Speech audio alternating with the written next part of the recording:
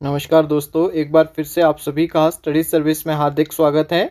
मैं प्रवीण और आज आप लोगों का फिजिक्स का जो है वो पीसीटी का एग्ज़ाम कंडक्ट किया गया था और उम्मीद है कि आप सभी का एग्ज़ाम जो है वो अच्छा गया होगा।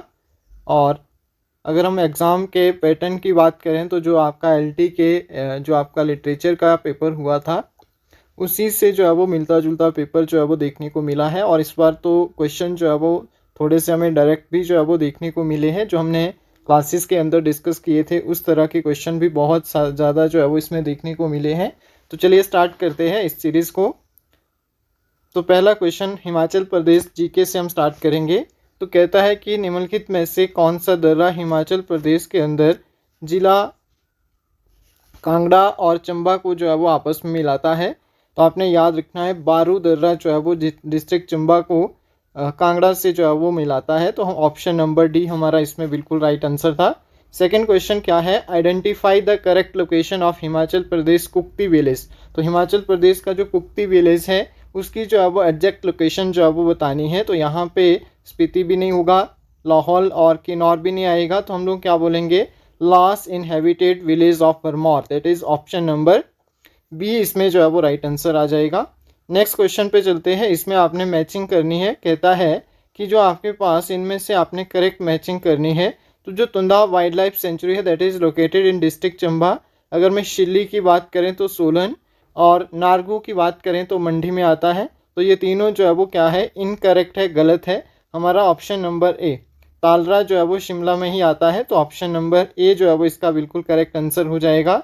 नेक्स्ट क्वेश्चन देखेंगे कि जो आपका वित्तीय वर्ष था, फाइनेंशियल ईयर आपका जो है वो 2022-23 के लिए हिमाचल प्रदेश के बजट अनुमान के अकॉर्डिंग जीएसडीपी में जो है वो प्रतिबद्ध राशि का सही प्रतिशत जो है वो क्या था, ये आपने बताना है।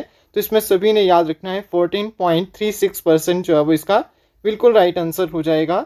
नेक्स्ट देखेंगे, वर्ष 2021-22 के अनुसार हिमाचल प्रदेश के कौन से ज़िले में खरीफ की फसल में जो है वो खाद का उपयोग सबसे अधिक किया गया था। तो आपने याद रखना है ऊना जिला यहाँ पे राइट आंसर हो जाएगा। ऑप्शन नंबर डी इसका करेक्ट आंसर है। नेक्स्ट देखेंगे, निम्नलिखित में से हिमाचल प्रदेश में ज़मीन रखने लैंड होल्डिंग के औसत आकार की पहचान जो है वो आपने करनी है। तो 0.95 हेक्टेयर्स जो है वो आ जाएगा, option number B. Next question देखेंगे, how much financial help is given to the rehabilitation of widow after the remarriage in Himachal Pradesh. तो हिमाचल प्रदेश में दोबारा से जो है वो पुनर्विवाह के लिए जो है वो कितनी वित्तीय सहायता जो है वो दी जाती है। तो इट विल 65,000 जो है वो आता है। ऑप्शन नंबर ए हमारा बिल्कुल करेक्ट आंसर हो जाएगा। नेक्स्ट देखेंगे, हिमाचल प्रदेश मुख्यमंत्री कौशल या फिर कुशल योजना जो है वो निम्नलिखित में से किस वर्ग के व्यक्ति जो है वो इसमें शामिल है। तो हमने जो है वो बात की थी कि ट्रेडिशनल क्राफ्टमैन्स एंड आर्टिशियंस जो है वो इसके अंडर आएंगे। ऑप्शन नंबर सी जो है वो राइट आंसर आ जाएगा। नेक्स्ट देखेंगे, हिमाचल प्रदेश के अंदर अगर हम बात करें, जो आपकी सेंसिस हुई थी 2011 की जो जनगणना हुई थी उसके अनुसार कहता है हिमाचल प्रदेश के कौन से ज़िले में शहरी महिलाओं की संख्या जो है वो सबसे कम थी। तो यहाँ पे हमीरपुर जो है वो हमारा बिल्कुल राइट आंसर आएगा। नेक्स्ट देखेंगे, हिमाचल प्रदेश कौशल विकास भत्ता, जो आपके पास कौशल विकास निगम है, इसकी स्थापना जो है वो कब हुई थी। तो 14 सितंबर 2015 या फिर 15 में जो है वो आपका राइट आंसर आएगा। नेक्स्ट देखेंगे, identify the following in the correct bank of Kangra Himachal Pradesh in environmental in the district good governance index. तो जो आपके पास गुड गवर्नेंस इंडेक्स 2021 था हिमाचल प्रदेश के कांगड़ा जिले की रैंकिंग जो है वो आपने इसमें बतानी है। तो यहाँ पे जो आएगी ranking that is 3rd position पे, 3 जो है वो राइट आंसर रहेगा। नेक्स्ट देखेंगे, टेम्पल की मैचिंग करनी है। तो इसमें सारे के सारे जो है वो क्या आ जाएगा, ऑप्शन नंबर डी करेक्ट है, बाकी इनकरेक्ट हो जाएगा। नेक्स्ट आता है, हिमाचल प्रदेश का किन्नौर जिला जो है वो कब बना था। तो 1960 जो है वो इसका राइट आंसर रहेगा। नेक्स्ट देखेंगे, इलेक्ट्रिसिटी की जो सप्लाई थी चंबा शहर में बिजली की आपूर्ति के लिए राजा भूरी सिंह के समय जो है वो एक पावर हाउस नदी लगा दी थी। तो उसका नाम क्या था, हाइड्रो पावर प्रोजेक्ट कौन सी नदी पे। तो साल रिवर जो है वो आ जाएगा, ऑप्शन नंबर बी। नेक्स्ट आता है, घनबी hydro power project is located in which district of Himachal Pradesh. तो आपने याद रखना है कि घनबी जो आपका हाइडल पावर प्रोजेक्ट है that is located in Shimla district, option number D जो है वो राइट रहेगा। अब हम जो है वो नेशनल करंट अफेयर की बात करते हैं, जो आपका इंटरनेशनल और नेशनल अफेयर्स थे। तो सबसे पहले बोलता है कि जनवरी 2023 के अंदर नेशनल स्टैटिकल ऑफिस के द्वारा जारी किए गए अग्रिम अनुदान के अनुसार जो है वो कितने, जो आपके पास वर्ष 2023-24 के लिए विकास दर जो है वो क्या रहेगी, तो इसमें आपने याद रखना है 7.3%, ऑप्शन नंबर बी। नेक्स्ट आता है भारतीय संविधान के अकॉर्डिंग आर्टिकल, किस आर्टिकल के अंदर जो है वो क्या है, मंत्री परिषद की संख्या, राज्य विधानमंडल की संख्या 15% से अधिक नहीं होनी चाहिए। तो आर्टिकल 164 जो है वो राइट आंसर है। नेक्स्ट देखेंगे, identify the number of women elected in Madhya Pradesh assembly election held by November 2023 from the following. तो इसमें से आ जाएगा 27। नेक्स्ट देखेंगे, the writer in which the Indian state got Jnanpith award 2023, तो Goa, option number B. Arjun award 2023, तो Harminder Pal Sandhu, option number A. Next आता है, which of the following city in India is listed in top 10 cities for स्वच्छ सर्वेक्षण index, तो आपने याद रखना है पुणे। पुणे जो है वो 10वें नंबर पे है। नेक्स्ट आता है, identify the river which is the tributary of Indus river from which of the following, तो इसमें आपका सतलुज रिवर जो है वो आ जाएगा, ऑप्शन नंबर बी।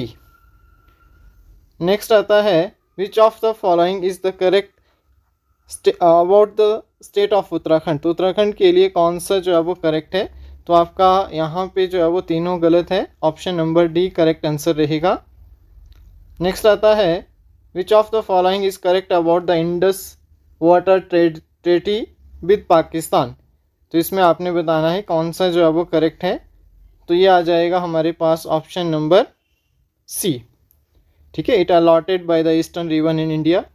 नेक्स्ट आता है, which of the following is correct about Indonesia, तो आपने याद रखना है it become the independent from Netherland, option number D second आ जाएगा इसमें। नेक्स्ट देखेंगे, identify the country man single Japan open 2023, तो Denmark, option number A. Next आता है, which of the following is matched correctly with his country, incorrect, ठीक है, not correct पूछा गया है, तो ऑप्शन नंबर सी के साथ जाएंगे। हो सकता है कुछ क्वेश्चन में डाउट हो, लेकिन आपने कमेंट सेक्शन में ज़रूर पोस्ट करना है जिस भी क्वेश्चन में आपको डाउट लगता है।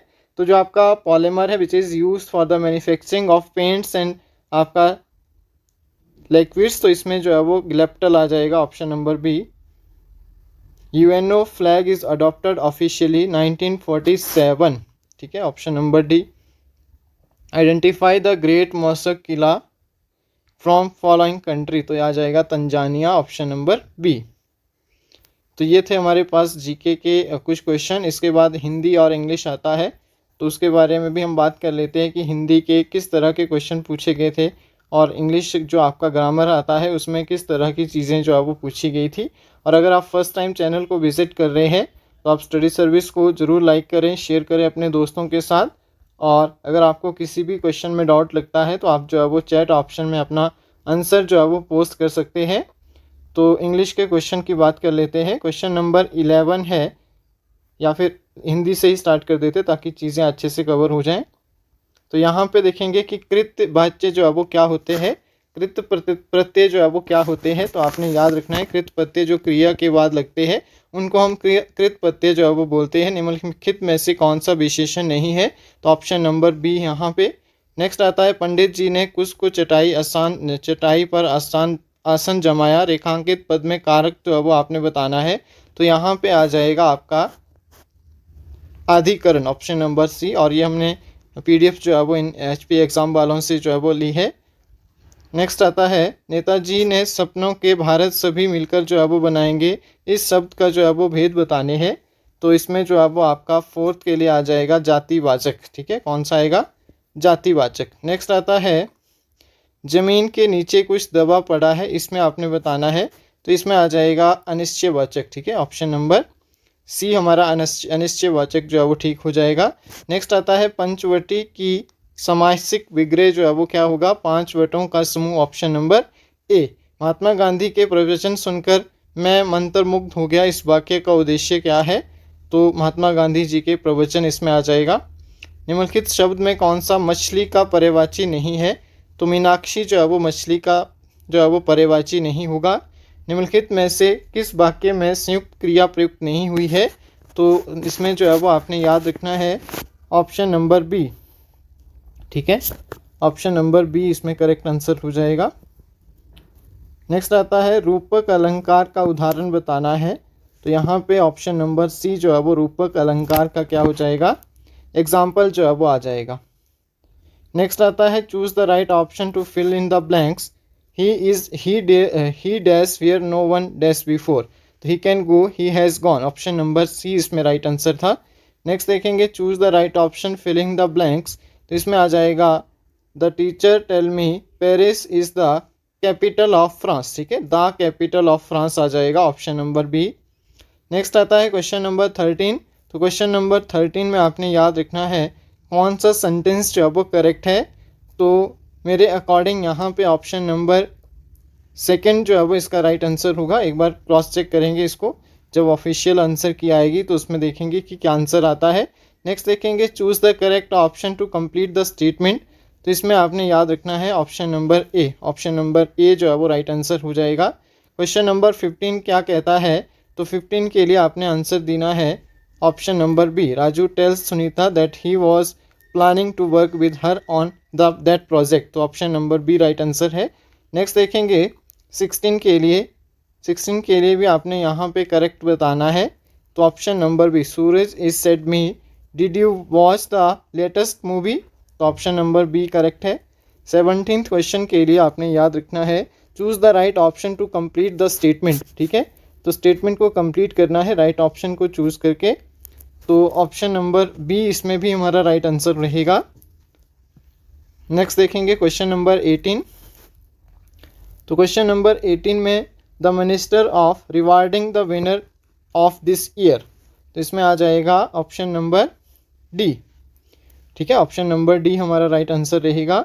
और अरेंजमेंट करनी है, इसमें ये पूरा स्टेटमेंट है। और मॉक टेस्ट अगर आपने लगाए होंगे तो उसमें चीज़ें जो है वो दे रखी थी।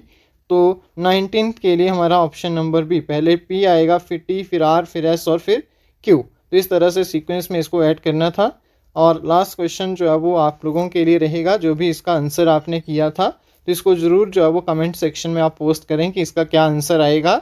और होपफुली आप सभी का एग्ज़ाम जो है वो अच्छा गया होगा। अगर आप में से कोई चाहता है कि हमारा जो है वो नेक्स्ट एग्ज़ाम है और हमारी टेस्ट सीरीज़ ज्वाइन करना चाहता है तो जल्दी से प्ले स्टोर से स्टडी सर्विस ऐप डाउनलोड करें और अपने मोबाइल नंबर